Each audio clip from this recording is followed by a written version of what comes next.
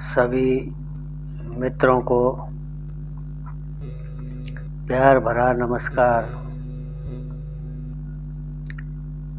क्या है रामायण?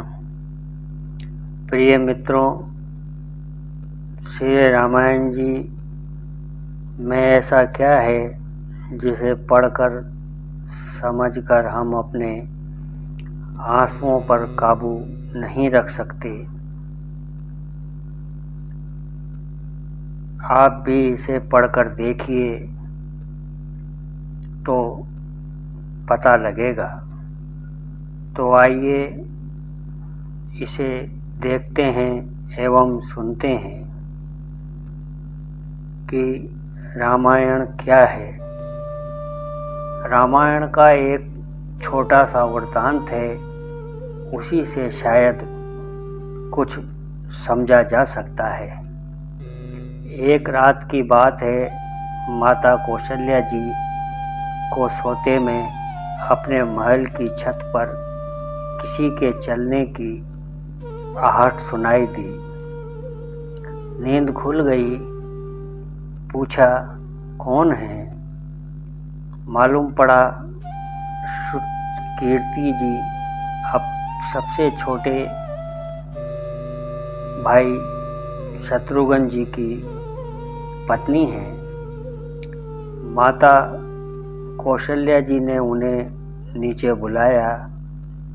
सुत कीर्ति जी आईं, चरणों में प्रणाम कर खड़ी रह गई। माता कौशल्या जी ने पूछा, श्रुति, इतनी रात को अकेली छत पर क्या कर रही हो बेटी? क्या नींद नहीं आ रही है? शत्रुघ्न कहाँ है? श्रुति कीर्ति की आंखें भर आई, माँ की छाती से चिपटी, गोद में सिमट गईं। बोली, माँ, उन्हें देखें तो 13 वर्ष हो गए। तो कौशल्या जी का हृदय कांपकर छटपटा गया और उन्होंने तुरंत आवाज लगाई। सेवक दौड़ आए। आधी रात ही पालकी तैयार हुई और माँ शत्रुघ्न जी की खोज में चल दी। उन्होंने किसी से पूछा कि आपको मालूम है शत्रुघ्न जी कहाँ मिलेंगे? तो अयोध्या जी के जिस दरवाजे के बाहर भरत जी नंदीग्राम में तपस्वी होकर तपस्या कर रहे थे, उसी दरवाजे के भीतर एक पत्थर की शिला है। उसी शिला पर अपनी बाह का तकिया बनाकर लेटे मिले। माँ सिरहाने बैठ गईं।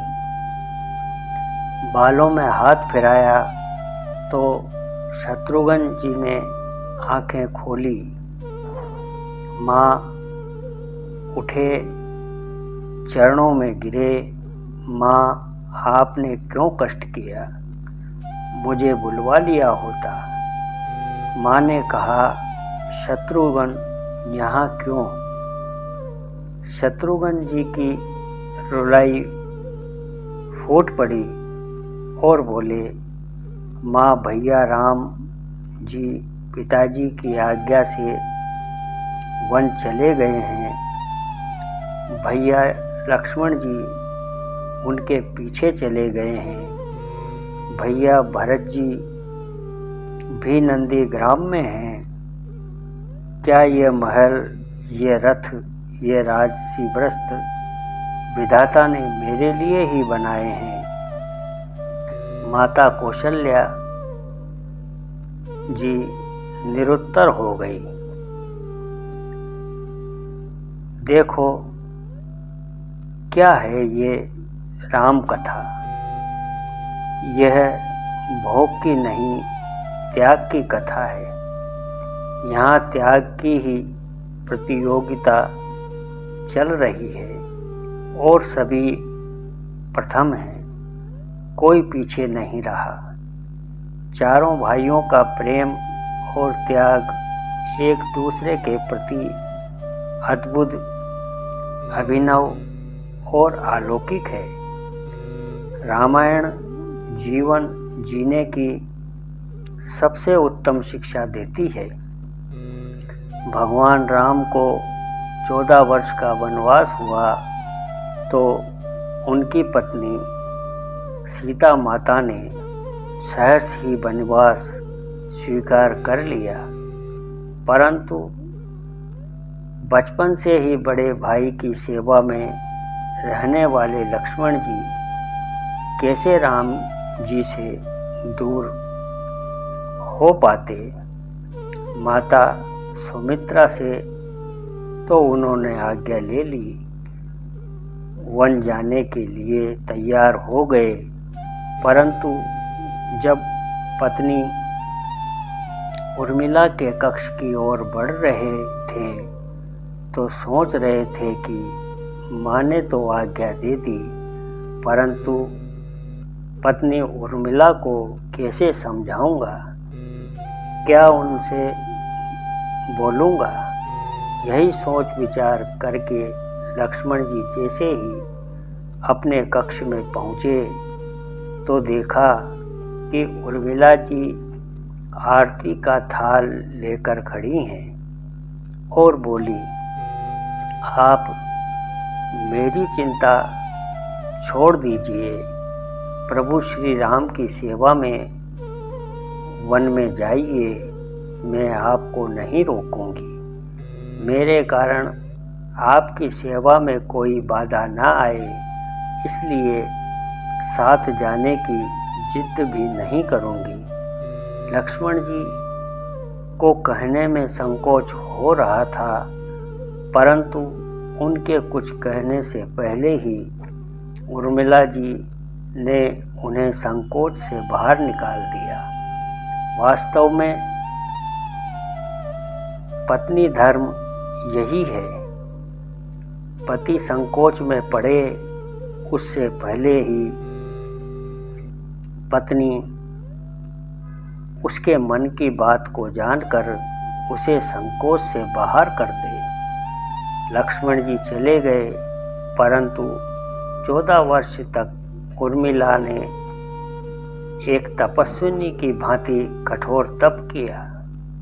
वन में प्रभु श्री राम माता सीता की सेवा में लक्ष्मण जी कभी सोए नहीं, परंतु उर्मिला ने भी अपने महलों के द्वार कभी बंद नहीं किए और सारी रात जागकर उस दीपक की लौ को बुझने नहीं दिया।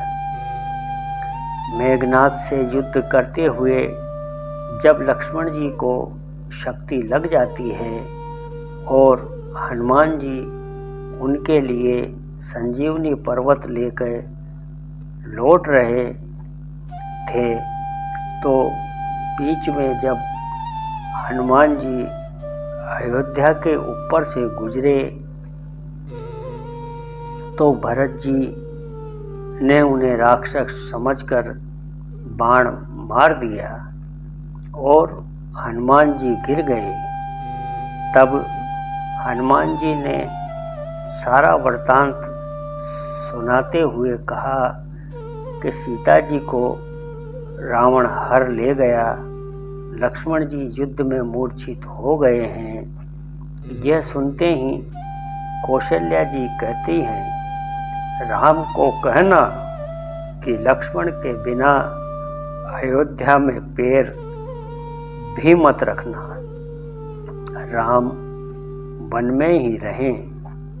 माता सुमित्रा कहती है कि राम से कहना कि कोई बात नहीं, अभी शत्रुघ्न हैं, मैं उसे भेज दूंगी। मेरे दोनों पुत्र राम सेवा के लिए ही तो जन्मे हैं। माताओं का ये प्रेम देखकर हनुमान जी की आंखों में अश्रुधारा बह निकली, परंतु जब उर्मिला जी को देखा तो सोचने लगे कि यह एकदम शांत और प्रसन्न क्यों खड़ी हैं। क्या इन्हें अपने पति के प्राणों की कोई चिंता नहीं है। हनुमान जी पूछते हैं, देवी क्या कारण है आपकी प्रसन्नता का। आपके पति के प्राण संकट में हैं। सूर्य उदित होते ही सूर्य कुल का दीपक बुझ जाएगा। उर्मिला जी का उत्तर सुनकर तीनों लोकों का कोई भी प्राणी उनकी वंदना किए बिना नहीं रह सकता। उर्मिला जी बोली, मेरा दीपक संकट में नहीं है, वो बुझ ही नहीं सकता। रही सूर्यदेव की बात, तो आप चाहें तो कुछ दिन अयोध्या में विश्राम कर लीजिए, क्योंकि आपके वहाँ पहुँचे बिना सूर्य उदित हो ही नहीं सकता। आपने कहा कि प्रभु श्री राम मेरे पति को अपनी गोद में लेकर बैठे हैं।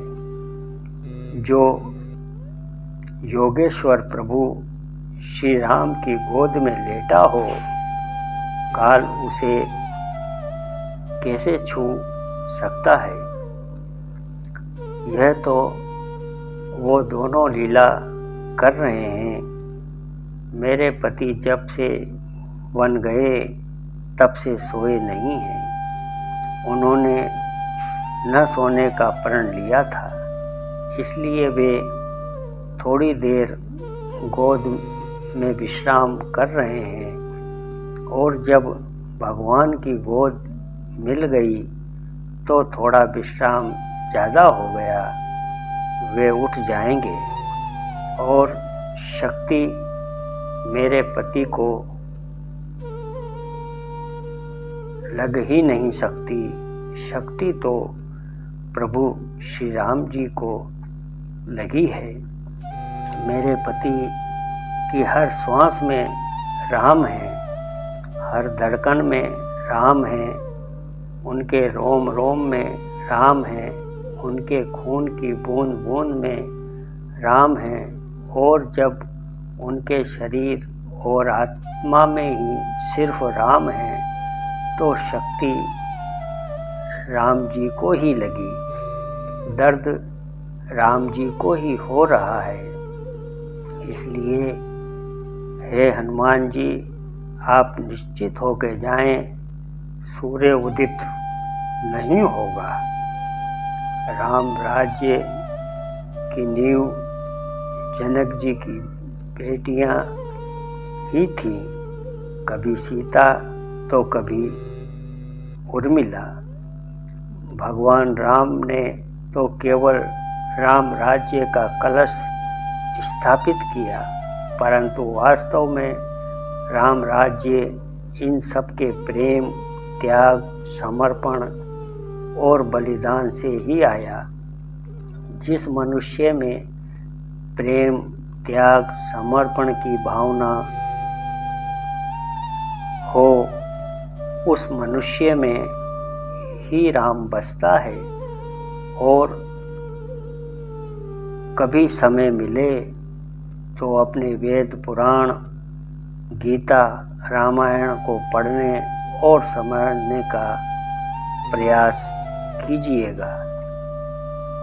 जीवन को एक अलग नज़रिए से देखने और जीने का सुरूर जरूर मिलेगा। लक्ष्मण सा भाई हो, कौशल्या माई हो, स्वामी तुम जैसा मेरे रघुराई हो। नगरी हो अयोध्या सी, रघुकुल सा घराना हो, चरण हो राघव के जहाँ मेरा ठिकाना हो त्याग भरत जैसा सीता सी नारी हो, लव कुश के जैसी संतान हमारी हो, श्रद्धा हो श्रवण जैसी सबरी सी भक्ति हो, हनुमत के जैसी निष्ठा और शक्ति हो।